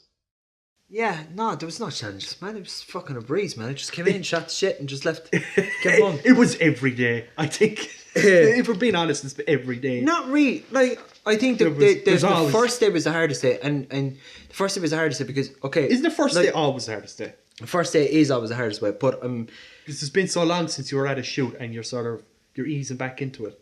Yeah, because it's been, well, for us at least anyway, there's a lot of downtime between what we shoot. Yeah, and the other side of it then is that you meet the cast and crew and stuff beforehand, and you have a rapport, and everyone's getting on with each other. You do those readings, and you kind of start figuring out what where we're going. Then bang, you hit day one. It's like everyone is like a shell shock, but there's excitement as well. I didn't find the actual shoot of it that too challenging, or there wasn't too much of it, because I mean, like, because we're great, like. We're great. We're also shit, but we're great. we're great at being shit. That's one of my problems, I think, with everything we do is you're hypercritical. Hypercritical. Yeah. I remember when we finished A View from Out to Lobby, I went, "Jeez, this is fucking shit. No one's gonna like this." you know. And it turned out that a lot of people actually liked them, and we got some feedback from people, you know. So Yeah. which is always nice. Now you know what I put up with in the edit. Yeah. I don't. Oh, what the hell were you thinking here, writing this scene, Dev? Guess what? What? It's gone. What? Why are there bags on the screen? Why is it animated? Like, what the fuck? If I'm being perfectly honest, I don't think you have, talking to Paul about it, the first day on actual set in Frost Hill when we were afforded the luxury of actually building a set, I think Paul was going through a safety brief and the cameras weren't rolling, and Phil had I don't think anything was actually lit, but everything was ready to shoot. We had spent like 3 weeks building the set, myself and Paul, and Phil had come out and done a camera test. He said, yeah, this will work. But I think the first day of everyone coming out and, cast and crew, all, 8 or 9 of us on, cast and crew, and we gone through the ins and outs of, the intricacies of the set, the emergency exits that were all built in ahead of time. And yeah, I remember looking at Paul and yourself, Phil, and everyone kind of looking around the details that were, so lovingly placed in, and gone like, this is like, it's not really hard work. Like, it was hard work to get it here, but you can't exactly say like today is not going to be a hard day. Like, No, it's going to be a long day for sure. And well, time wise, but I mean, when you look at the experience of it, I remember everyone looking around and taking each detail and just stepping back and going, no, this is from pen to paper, like taking something from an idea from a year previous. It was incredible to actually be able to afford the time and the effort to make it.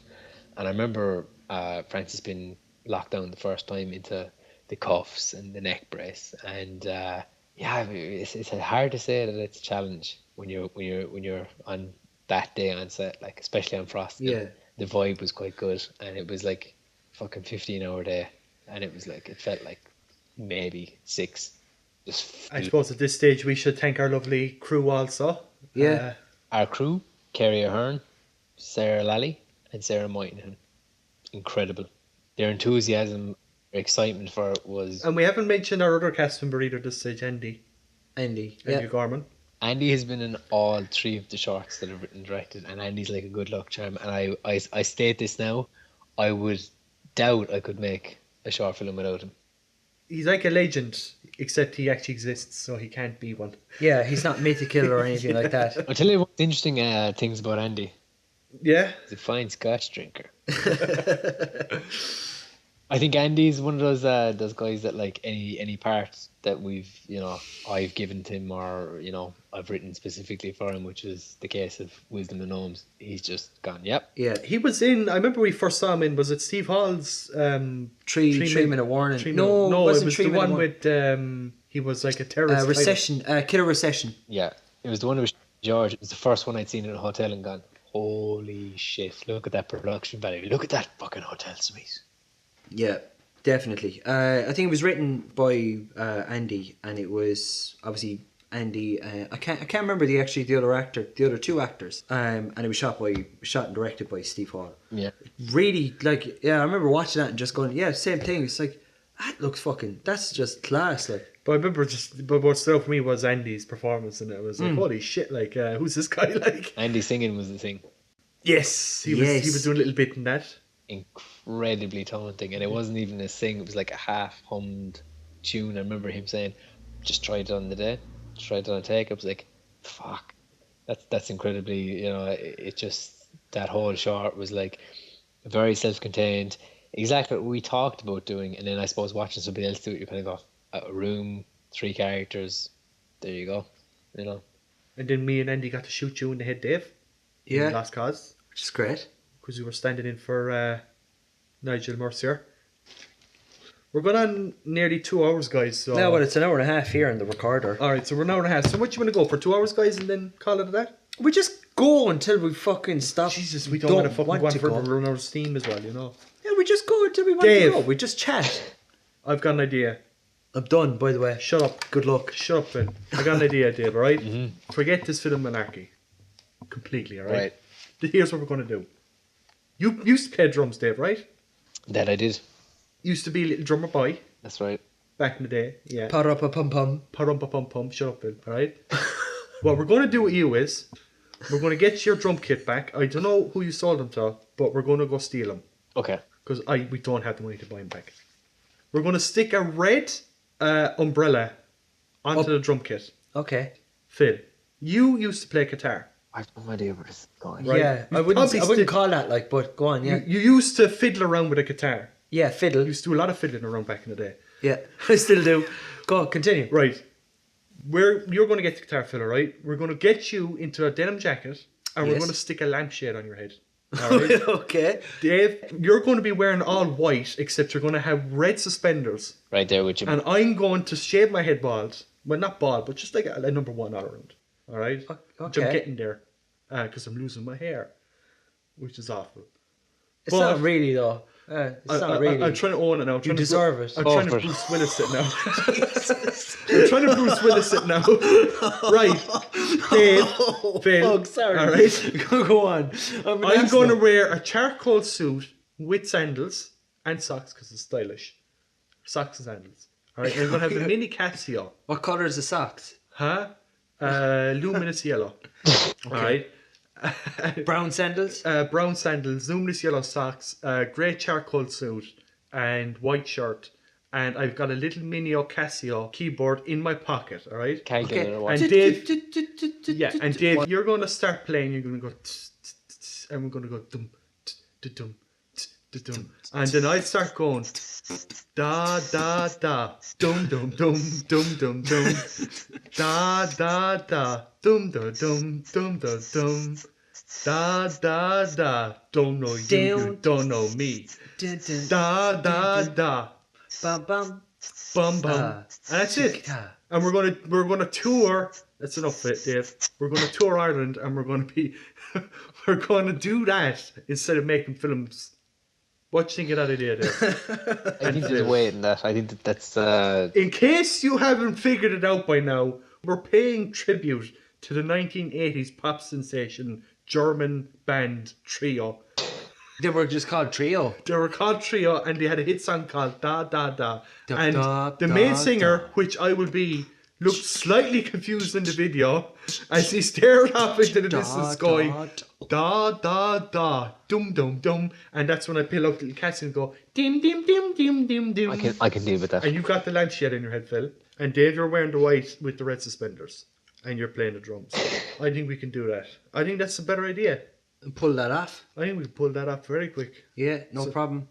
Look like an idiot anyway. We'll be around, and we'll tour Ireland. We'll be Ireland's original Trio tribute band. Of electronica. And we'll just play that one song.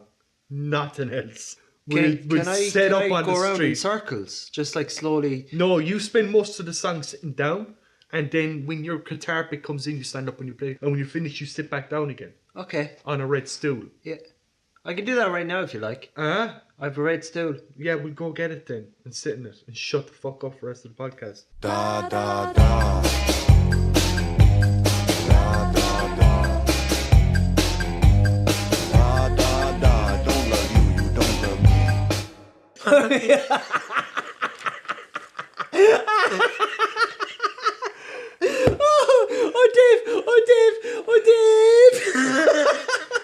Okay. That should be the intro. Paul, editorial. Completely out of context. No one will know what the fuck we're laughing at.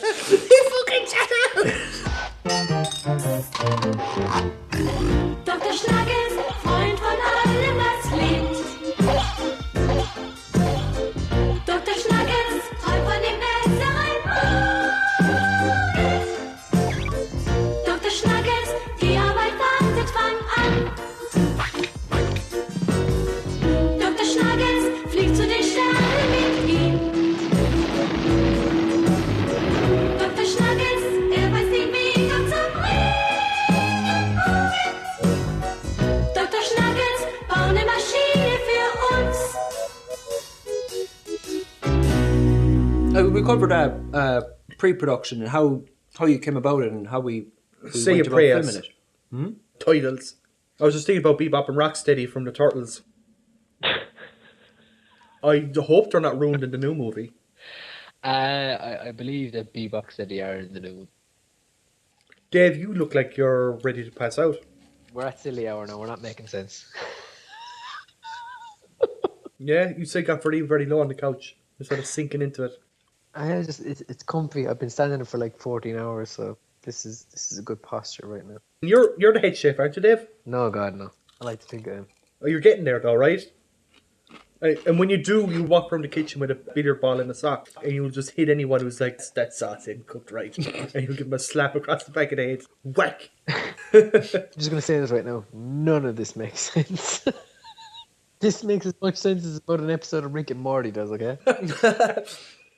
Where the Rick and Morty, if the creators behind Sharknado wrote an episode of Rick and Morty, where that results.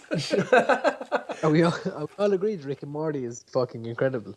Did you find your first viewing of like the first episode you watched, the birth was like really like distracting? You were like, why the fuck does he keep doing that? Oh, the whole like, Morty, I don't know. Well, once you know the background of the show is like, it's mostly ad-lib. It's improv. You go, oh yeah, that's why he says Morty a lot, is because he's trying to think of stuff to say, which is what we're trying to do, Dave. The drool, I gotta tell you, Morty, wake up, I got this thing to show you. I'm really sorry, Dave, but I think we should have an adventure ourselves because maybe it's my turn because I'm just saying because we always get in trouble when we do your adventures. Phil, you can't be there. You can't be there to say, you get to be the mayor of I Told You So town, okay? And then I get raped by a giant jelly bean. Listen to this podcast. It's like getting raped by a giant jelly bean. It's sweet, it's sour, and you're not going to feel good after it. It's true. They go nowhere. They don't make wire brushes thick enough. Do you want to talk about post-production on Gnomes, or? Can we make sense of it? I don't know, can we? Yeah, sure. Okay, so what kind of a process did we... I think in the last couple of projects, post-production process has been about 6 to 9 months, and it's 6 to 9 months of 3-4 days a week, and then 7 days a week on the phone, but 3-4 days in the edit suite for me conferring with you. What's different on Gnomes is obviously I'm in Australia and Phil and Paul are at home. So I think the distance factor was only hindering that immediate, being able to just call over and go, where are we at? Whereas the benefit of it is that at any given time, if you look at like a 6-hour window, Phil is up editing, I'm working, but I'm coming home and I'm coming home to see those edits. So, I mean, like, it wasn't the ideal process, but I think the time that it took to get it there, I think the first 3 months were kind of hard because we were looking at it from the obstacles of, right, we have problems. And this happens on every shoot because it's like looking at the dailies on the first shoot, there's a panic, and it's like, this is kind of what we talked about, but it's not really looking at, but it's exactly that, it's an assembly line. And I think you made perfect sense of that after, I think, the second pass. You were like, look, there's certain things that aren't working here. Where do you think we should go from here? And I think there was about a good solid weekend. We were both doing, 12, 13-hour days, nights, vampire hours. And I basically came to you and said, look, if we slash and burn this section of the script, then I think we can make the rest of it workable. And once you have that discourse between the director and the editor, then it makes way more sense of the rest of it because you're not too attached to the material. I think Paul is the best advocate of that. Of you're making the film 3 times. You write it, you actually physically make it on set, and then you edit it. And Paul has been the hammer that's come down and said the edit is, whatever dreams you had about the actual short itself, this is where we fucking make it. This is how we're going to do it. Yeah, it's the last port and call. Like, I think, especially I know in the edit, my role is to give the worst ideas ever to help the edit, which never work out. It's like, what if we did this, Phil? And you go, right, I'll try it. That's shit. That's the worst thing ever, and you should go and leave this room and never come back. From that we get to a point where it's like, that idea was so fucking terrible that I had to come up with a different idea. Yeah. So there's like solutions as well as terrible ideas, It's like, you think the worst case scenario in a certain situation is, well, if this doesn't work or if that doesn't work, the easy thing to do is to say we're fucked. that we can't fix it. I don't think a conversation ever happened. We were very lucky on Gnomes that we didn't come to a point. Well, I think, Do you know why that this was, is, though? No, Do you no, know why- this is the point I was Sorry. getting to, is because we never allowed it. We always come up with solutions because of that. To go, well, here's a brick wall. How do we break through, or how do we get around it, you know? You can't foresee everything. And I think every one of our edits, we've always said it. If it's an easy edit, we didn't do our job. You know, we didn't do it right. Because it should never be an easy edit. It should always be different. You should be always asking the hard questions as well. You should be always asking, okay, if this scene is there, what's this scene for? What's this scene essentially there for in terms of the story? Is this scene there to show us what this character is doing, how this character is motivated, or where this character is going to go? Is this scene there literally to just show you the style and direction of where this film is going? Is this scene like the popcorn moment where you literally reel people in and you stack up images against each other that like seem to work? You know, that's what you're doing. That's essentially what you're doing. And would you two agree that Wisman Holmes is probably the first short we've ever done where we went as in-depth as we did with regards to every aspect of it, with regards to what every scene means in relation to how we shoot that on the screen, with the position of the characters and how it's framed, to the colour schemes, to the dialogue, to the props? Like, would you agree that's the most in-depth we've ever gone? I think certainly from looking at, it's the closest I've ever gotten from pen to paper. I think to go back to what you said about, you know, our opinions and our work ethic in the edit room, whether it be, you know, I think because we have such strong opinions about, you know, the projects that we're spearheading, and again, trying to bring it back to the perfectionist side of it, we all see detail in different aspects. I think pre-production on this one, because it was so long and we planned out pretty much from start to finish how everything was going to go and every scenario was going to go, that lent itself to a much easier post-production side in the edit, because we knew, right, Phil is going to shoot it and edit it, so therefore there's going to be no problems with transition from actual shoot it to the edit. Oh, there'd be no problems whatsoever, Dave. There was very little. Don't do yourself credit. There were very little, because I was well capable to say to you, right, there are exceptions that can be made here on different days that we shot. There are exceptions that can't be made here because this is how it has to be. And I think the best thing about the three of us is, on a production team side, is that we can take it to a certain level of passes, in the sense that we can do 3 cuts and then go, right, these ideas are fine up to a certain point. And then it becomes very much, you know, not so much an individual process, but it becomes very much a point of Paul saying, look, as a producer, here are the notes we need to hit. Paul will give an in-depth analysis of, right, look, there's 9 pages of notes I can give you. I'm going to give you 3. Take them or leave them. But one of the points on Gnomes that I kept coming back to on every pass is, once somebody mentioned something about a particular frame, and it was something that I shied away from hugely in all 5 passes of the script. It's kind of something I want to get to now, is that Paul said, what if we saw the spoiler alert? I'll blank that out, and the nobody know what we're talking about. Paul did up a quick frame on, you know, just what would look like on the floor. And I remember being over here and going, well, if we can get the time and you can do it, go for it. But it was one single frame. But it's one of those things that once somebody says something, and I remember Phil actually mentioned it to me, once somebody says something, you can never unsee it. And Phil and Paul went away, post-production shot it. But it's one of those images that, in a collection, the climax at the end is just, it's there and it makes perfect sense. But it's been able to look at those ideas at a certain point and say, right, we can take all that, and then knowing when to stop and go, right. And each one of us on every one of the projects that we've worked on, I think have come to that point where we've said as a collective, right, I can take those ideas, but I need to stop. I need to move forward with the vision. And we've all kind of stepped off the bus and gone, right, I'm just looking forward to seeing it when you stop. That's it. I mean, we're at the end of the day, okay, when you say Apate Films, straight away you go Paul, Phil, Dave, right? Or Dave, Phil and Paul. Or Phil, Dave and Paul. Whichever way you like to put it. But they're 3 individual people. They're 3 completely different human beings that do share similarities and like similar stuff. But when it comes down to it, at the end of the day, will have their own view on something. which is what makes it, which inevitably pushes us a little bit further with each other, because it's like I might see something that the two of you mightn't see, or Paul might see something that I don't see. And especially in the edit, because I mean, the edit is, like I was saying, the last port and call. Like, I'm the last person that will see this before the audience does, or before, you know, the next person does. And there is like I was saying, that apprehension of, like, if I fuck up in any way, shape and form here, then the person that was doing sound, or the person that's performing on screen, or the director or the writer or whoever, if I fuck up here, then all that person will see, they won't see, might see a bad edit, but they won't see a bad edit, they'll just see a bad film, and they'll go, oh, well, their performance is shit. But no, I mean, going back into the edit, like, was it the hardest edit that we've done?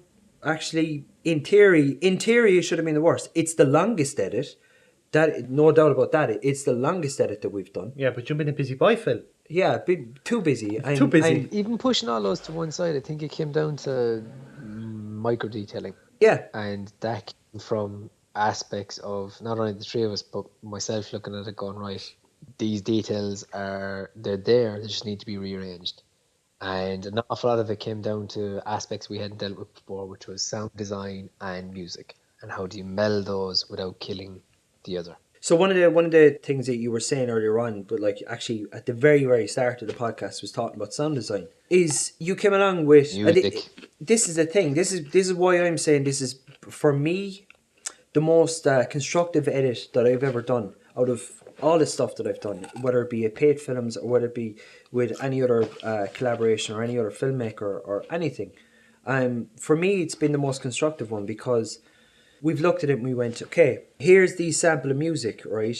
This is essentially the tone of the film we're setting up, ever before we're filming it. The three of us sat down as producers and went, they're perfect. Those tracks are perfect. That really 1920s McDonald age fucking... Do you know, that kind of music, straight away, it's like, that's quirky. We don't see it that too often in stuff. So that lent itself. It hit kind of a point where, yeah, we were basically at that stage of about 3 weeks out from shooting. And I remember we were all sitting down where you are now in your sitting room, and I had them saved on a memory key. Plugged the USB into your TV, we turned them on, and I said, look, here's 4 pieces of music, we can use them or we can do it out. It was just tonally it fit, like, because normally what I tend to do is I leave that job to you, Phil, and you pick up. And I even said this to you on what you're writing now, Paul, and I won't ruin that, but it's shite. And it is shit. Thanks.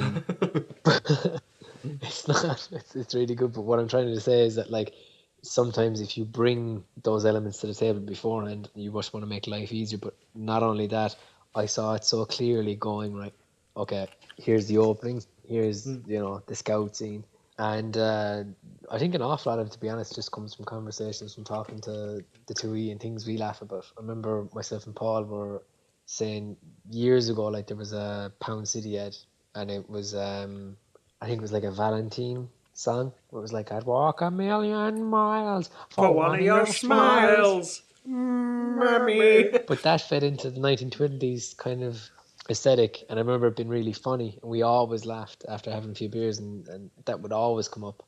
But not only that, like, working in, like, kind of the cooler tracks for what I ended up calling, like, the badass brick. Badass brick scene, yeah. Percussive beat. And after that, then it was just that kind of folksy song. And I remember Paul and myself had talked about it to you, Phil, and we were coming in the road to you with the tracks, and Paul was like, Jesus, do you know what would be really, really fucking good for the end of Gnomes? And it was after I locked the script, was Mama Cass, Make Your Own Kind of Music.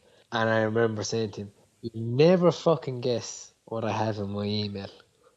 And I have musical references for the three of us. And that was like, there was stars around that one. And when I found the track for the end of it, it was like the closest I could get that wasn't copyrighted to Mama Cass. Well, it's certainly very folksy anyway, I'll say. That Very, very folksy, yeah. And it seems, I don't know, I can't not watch the end of it now. After you can't see it any other way, like. Yeah, I mean, you've obviously seen it more than any of us. But every time I just think about it now, I just hear that in themes, and it's like, that seems almost, it seems so fitting to what it was, you know. And as a last Apate short film ever, it's great. Yeah, definitely. We're not done. Don't worry, people. I'm going to stop you there. I'm pretty sure we are done. That's what we said. We're retired. What? We didn't even get to talk about our teams, Dave. Yeah. No. The podcast isn't done, but we're done with filmmaking. Yeah, Are we? that's right. That's actually we talk about the edit being really easy. Actually, the hardest part of the edit was myself and Dave actually fought. We had a big fucking falling out actually as Dave was getting on the airplane, and people were saying, "How is Gnomes getting along?" Yeah, we're getting there. But actually, what I secretly wanted to tell people was, actually, myself and Dave were actually having a serious fucking row. To be honest, I don't care about Gnomes. And you want to tell the good people what the fight was about? How did they get the fig into the fucking pig rolls? And I told you and you told me it was bollocks. Yeah, pure bollock. I was like, you don't fucking do it with a syringe, buddy. Spatula. September comes along and there's an assembly at a cut. I'm like, well, I have to do something with it, seeing as I wasted all my fucking time with these losers. And so I put the assembly together and I sent it over to Dave and I said, Dave, I'm sorry. What do you think? And Dave comes, he says, it's shit.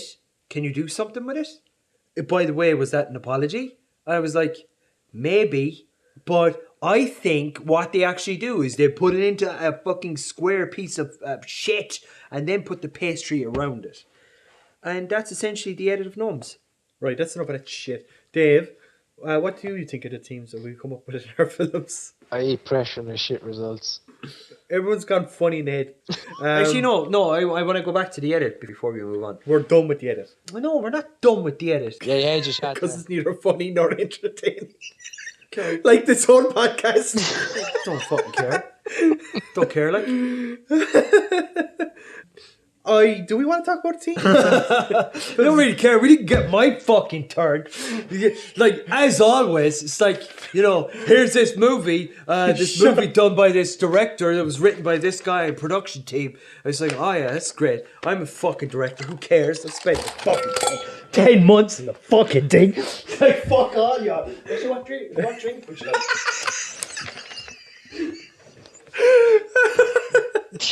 We're going for the dandans. I'll give you my last bit on what you just asked me. Teams. Go.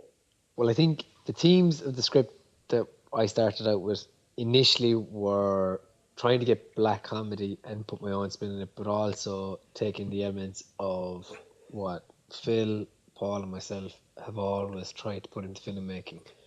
And I think especially in this one, the dark elements, if anyone was to watch the short more than once, you could pick up the fact that there are certain things built into the script, such as objectification, intimacy, and there's details in not just the script or the spoken word, but if you look at certain props like the ring and the cake topper that are on the shelf, or if you even look at the fact that Paul went and airbrushed a skull in the background, that's pretty much present in every frame, and that Hannah's in, bar one or two. And I think that's one of the greatest things about the short is the amount of layered detail in that. But also, everyone that watches it at the end gets a cookie. Yeah, that's one of the perks we've come up with. We've gotten in Half partnership. of this isn't going to make fucking one bollock piece of sense. Are you drinking wine? He's drinking beer out of a wine glass. Yeah, I split them up. I was like, am I going to put him in a tumbler or what am I going to do? But if I put him in a tumbler, it's only going to be a quarter of it. Like, so I was like, fuck it, I just...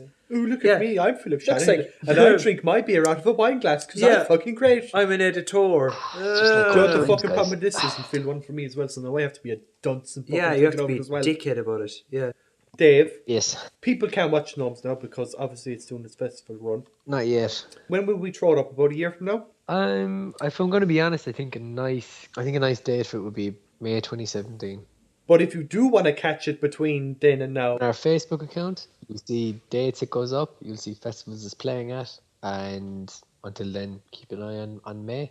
so hopefully between then and now, if you want to catch it, and if we're lucky, we might get a few screenings around Ireland. Fingers And crossed. where can people watch our stuff? They can watch it on. Vimeo.com/Apate Films. APATE. We also have a Facebook page and a Twitter. Oh. Right, I'm fucking done with this podcast. Bye. Bye, ma'am. Say goodbye to the listeners. Goodbye, listeners. From me, from Jerome, a very good night. Fucking cow lick. And there's the stop button.